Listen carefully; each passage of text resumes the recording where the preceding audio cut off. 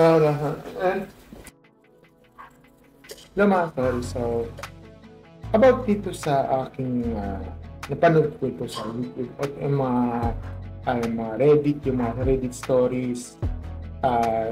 Those yung background is sa Minecraft, tapos may mga na ganitong scenario, yung parang nagkukwento ka na kahit wala ka, yung parang katulad ko na yung sa upper left side yung ako, tapos yung lower left side yung ito yung about yung parang screenshot lang.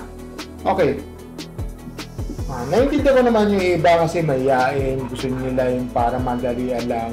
Yung iba naman na gusto nila na parang ayaw yung ipakita or ayaw nilang gusto nila ng content creator pero ayaw nila pakita sa mukha. Naiintindihan ko naman yun.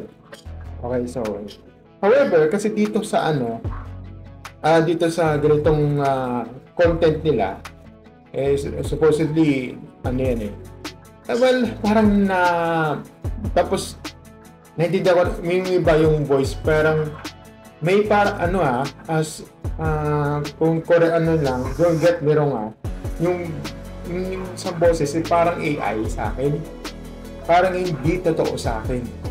Or yung minsan kasi yung kukuha sila ng mga stories isasali na lang sa mga praise, yung iba naman ilalagay yung parang mga subtitles na mayroong effects.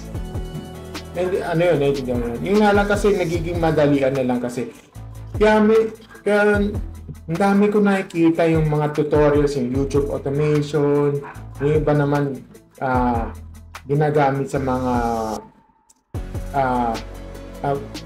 ginagamit sa AI yung kaya minsan nakukuha nila yung parang niche. Kaya parang ako parang parang nasasapawan yung mga stories, yung mga parang nagbibigay ng mga contest, nagbibigay ako ng list, tapos ganito makikita ko na bakit ganun, parang nilalagyan niyo yung sa likod, tapos parang tumatalon-talon. Ano ba yun? Parang gusto nila ng madali. At minsan kasi sabi yung may napapansin na kung gusto niyo ng madaling gusto mo ng trabaho pero wala hirap, YouTube automation ganito ganyan na well, yun yung pinapakita, tapos pinapakita yung yung mga pera, yung sa background, diba?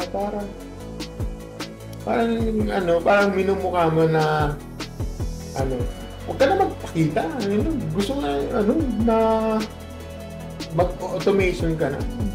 Ayoko nun kasi parang minumukha mo na parang ginagamit mo for AI yun.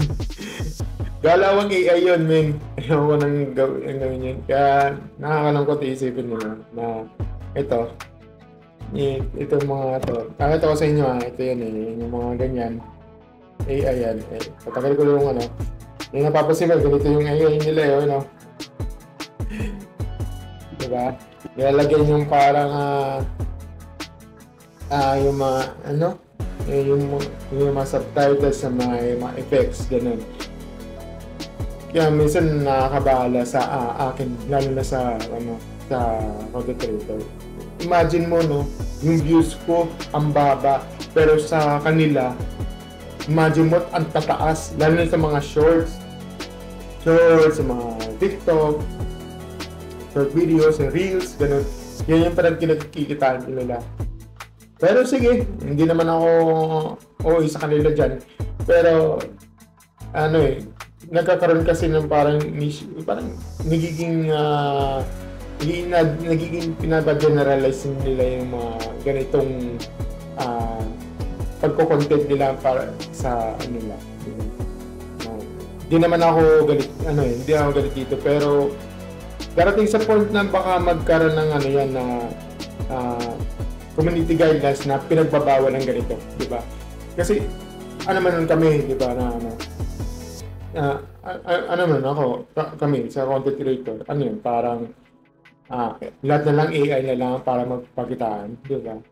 Yun lang naman masasabi ko kasi ano hindi naman ako sa nag-arad ako dito, alam mo yun, parang ayoko sa dumating yung parang magkakaroon ako ng downfall agad-agad na nagpupursige naman ako magiging content creator tapos magiging downfall agad in an instant. Huwag naman ganun, di ba?